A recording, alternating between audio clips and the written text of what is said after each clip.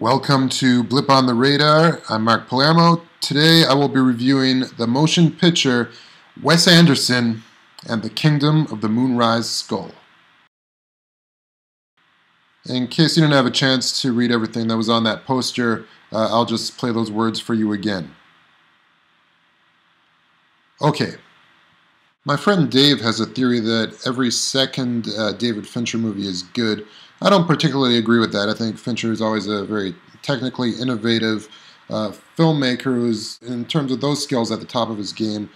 However, I feel that his movies haven't been exciting since the 90s. But I am starting to think this every second movie theory, which I think kind of derived from Star Trek sequels, does apply to Wes Anderson. Typically, childhood comes out in Wes Anderson movies as how adults kind of try to latch on or let go of their childhood dreams.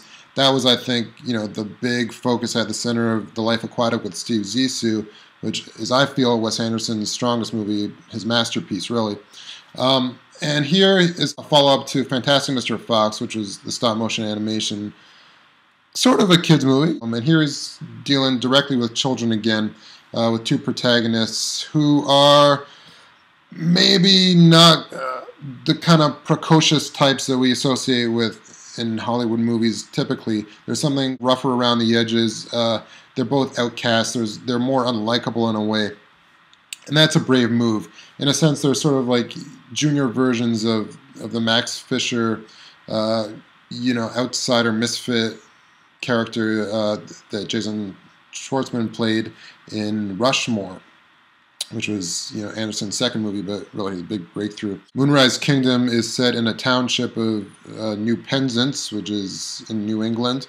It follows this kid who's a scout who runs away, and he meets up with this girl who comes from an upper-class family. She's the daughter of two intellectuals, and they've met very briefly before, but have, through kind of like a pen-pal relationship, decided that they're in love. And so they both meet up and kind of have the rest of the town out hunting for them, seeing like what happened to these two kids. Of course, they're both outcasts, so people kind of hate them anyway. There's a lot of interesting little details here. I feel like after doing Fantastic Mr. Fox, where the entire art direction was basically done in miniature, Wes Anderson is really kind of building on the look of that, but in live action. There's like little things like lighthouses and just storefronts. All the buildings themselves kind of seem as though he took lessons from the art direction of Fantastic Mr. Fox and tried to make those miniatures upscale. It's really an interesting approach to it. Now, the movie's shot on Super 16. It's not in Anderson's typical 2.35 widescreen ratio. And the images just aren't as sharp. He's working with like a much lower budget than he has in his past few films, particularly Life Aquatic, which cost $50 million. I think this one's under 20. And the movie feels smaller. I think you're getting some of his typical gliding horizontal camera moves that he does all the time. And really the kind of blocking is amazing. It's done as well as it's ever been. It's just the image quality isn't as rich as we associate with it. It doesn't kind of work as the big scale cinematic experience that I feel Wes Anderson typically delivers on. And that's fair. He's doing his first period piece here and probably wants to do something more intimate and contained. Anderson is a great filmmaker.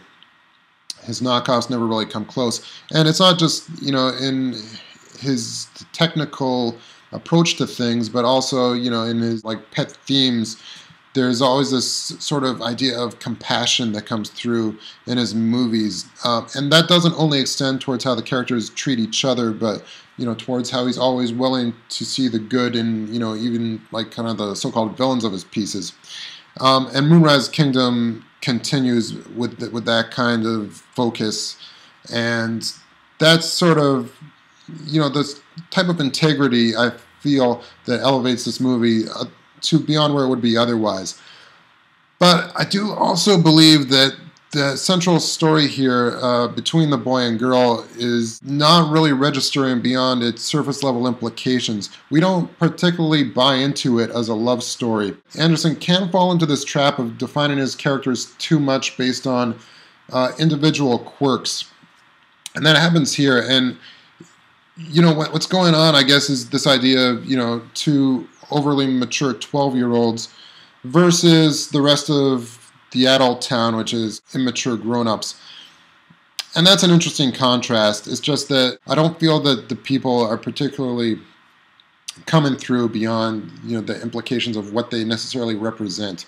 Every shot in Moonrise Kingdom is beautifully composed, and the style of gags here it kind of just fill the frame. You know, there's one moment where two characters have a secret meeting in the foreground, and then in the background there's someone just doing these crazy tricks on a trampoline. And a lot of it goes into these non sequiturs. Yeah, man.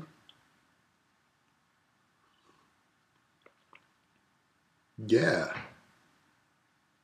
But it's the busyness of the movie which gives it a lot of its energy and its life.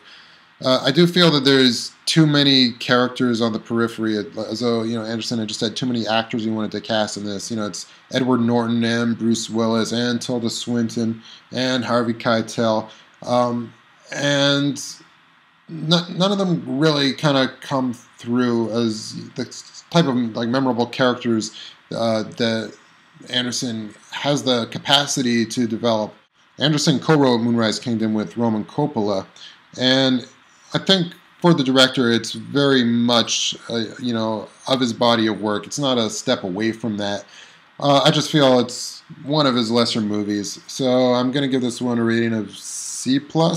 If you're a fan of his, it's worth checking out. Blip on the radar. Moonrise Kingdom. Mark Palermo. Yeah, man.